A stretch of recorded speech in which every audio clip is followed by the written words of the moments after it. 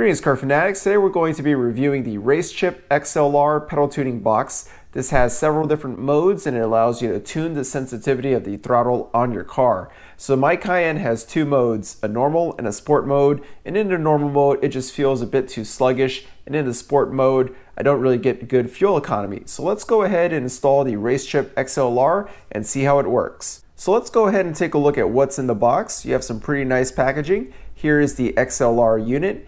You also have this remote control that you plug in, and you can use this to physically adjust the modes on the XLR. And in addition, you have some user manuals, you have some different clips, some double-sided tape for you to help mount and install the RaceChip XLR. So some pretty basic stuff. Before we get started in this video, go ahead and smash that like button and subscribe to the channel if you're not. This is really important so I can continue to make new content for the channel. So now let's go ahead and get this installed. You have to remove this plastic cover right around your gas pedal and your brake pedal. It's just held on by one torque screw. Once you do that, you can then pull off the unit, which is held in by some clips. Next, you want to remove the electrical connector on the gas pedal, and this right here feeds the drive-by-wire system. Then all you're going to do is plug the connector to the XLR unit, and then you're going to take the other end of the XLR and plug it back into the electronic pedal. Now let's go ahead and complete the setup. You're going to take the RaceChip box, you're going to plug in the switch if you have that. Then you want to tuck the RaceChip box securely away in a place where you're not going to mess with it, and you want to zip tie it in place just to keep it from falling out. Let's go ahead and route our switch. For me, I'm just going to put it right here on the grab bar, and we're going to secure it with some double-sided tape. Now for the RaceChip XLR, there is another control option, which is through your phone and Bluetooth. But for me, I do like having the RaceChip switch so I can physically change the settings on the fly. So now that we have the RaceChip installed, let's go ahead and put everything back together. So now we're going to take a look at how the RaceChip actually affects the gas pedal signal. So I have my iCarSoft diagnostic tool plugged into the OBD2 port. I have the throttle set to right around 21% with the RaceChip off. So when we turn the RaceChip on, let's go ahead and put it in sport mode, and we can see here that the pedal value goes to about 30%. If we go to Sport Plus, it goes all the way up to about 37%. If we go up to race mode, it goes up to 47%. And if we put it in the most aggressive mode, Race Plus, it goes up to about 57%. So I did some more testing to see how the RaceChip affects the pedal value for the different modes in different throttle positions. In Sport mode, to achieve 100% throttle, you only had to press the pedal down 81%. In Sport Plus, you only had to press the pedal down 69%.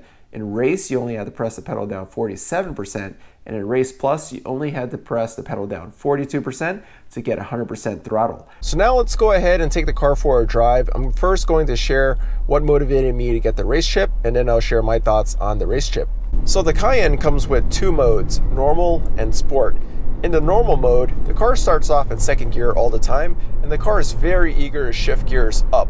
And this is in order to save on fuel economy. And to me, in normal mode, the car just doesn't feel like it has 500 horsepower. I really have to press the gas maybe 30% or so just to get any acceleration out of it.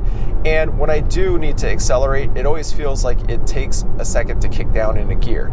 So it doesn't feel sporty at all. You can't put the car in sport mode, which is going to sharpen the throttle response. It'll also have the car hold gears longer. And this does fix the issue of the car feeling sluggish. However, I do notice that the car holds gears a little bit too long for normal driving, and as a result, it really impacts the fuel economy. So living with the RaceChip for 3 weeks now, I have to say I'm really impressed with the product. It is a good pedal tuning box that does exactly what it's designed to. It gives you a lot more adjustability, so you don't just have to pick from normal and sport mode on your vehicle. So I actually find myself using the sport mode on the RaceChip the most. And what this does is it does increase the throttle response. I'd say the throttle response is on par with putting the vehicle in sport mode. However, because I can keep the vehicle in normal mode, I get really good fuel economy. So I recently took it on a road trip and I had no issues getting 18.5 miles per gallon on the highway with the RaceChip in sport and the vehicle in normal mode. So that's really nice, and it does a great job at doing that.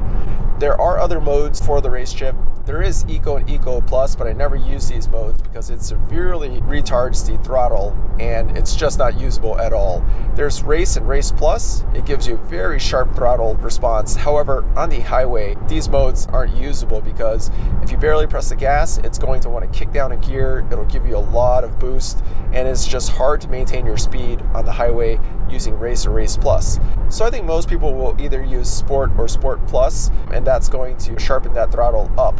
Overall, I think the RaceChip is a great value. If you have a car where you're not satisfied with the throttle response, I think the RaceChip is perfect at addressing some of those issues. And for the price point, it's a great value. So overall, I would highly recommend the RaceChip. The installation is pretty straightforward. You do have to contort your body a little bit to get it installed, but once you do that, it's not too bad. And then from there, the RaceChip is pretty simple. It does exactly what it's supposed to do, and the price isn't very expensive. So I would recommend the RaceChip if you have any throttle response issues with your car.